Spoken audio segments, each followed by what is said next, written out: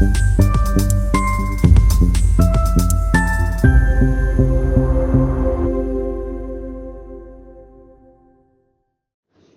सत्र में आज दिनांक 10 मार्च 2025 को पटना तथा अन्य शहरों में कार्यरत पुलिस कर्मियों को शहरी भत्ता एवं मकान भत्ता देने का प्रश्न माननीय विधायक डुमरांव डॉक्टर अजीत कुमार सिंह के द्वारा सदन के प्रश्नोत्तर काल में किया गया। राज्य वेतन आयोग की अनुशंसा के आलोक में पटना जिला में पदस्थापित राज्य कर्मियों, पदाधिकारियों एवं आदेश पालकों को शहरी भत्ता व अन्य सुविधाओं के साथ मकान भत्ता 20% मिलता है, परंतु पटना जिला के खगौल थाना, फुलवारी शरीफ थाना व दानापुर थाना तथा अन्य शहरों में कार्यरत पुलिस कर्मियों एवं पदाधिकारियों को ना ही शहरी भत्ता मिलता है और ना ही मकान भत्ता, बल्कि उनके देहाती क्षेत्र का 7.5%, 7.5% भत्ता ही मिलता है।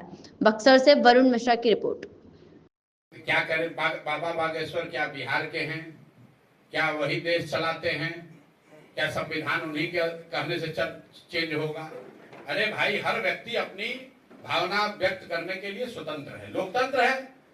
बाबा बागेश्वर भी आए हैं, अपना कुछ बोल रहे हैं, जो बोल रहे हैं उनके समर्थक उसको सुन सकते हैं, उस पर टिप्पणी कर सकते हैं, लेकिन देश किसी बाबा के कहने से थोड़ी चलता है। देश चुने हुए प्रतिनिधि, जनता के द्वारा चुने हुए प्रतिनिधियों के द्वारा चलता है।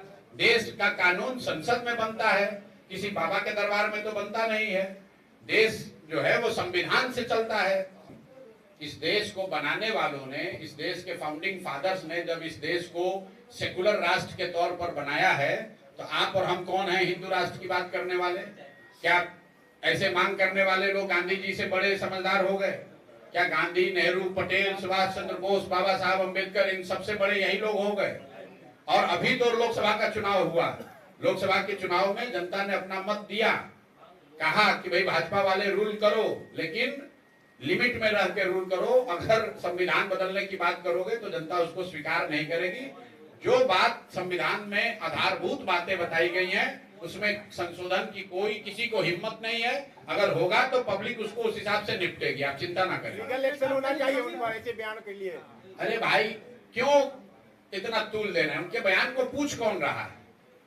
उनके बयान के आधार पर 13 करोड़ जनता थोड़ी ना वोट देती है। बीजेपी उनके बयान का समर्थन कर रही है। तो बीजेपी कर रही है तो बीजेपी जाएगी वोट लेने, तो जनता बताएगी।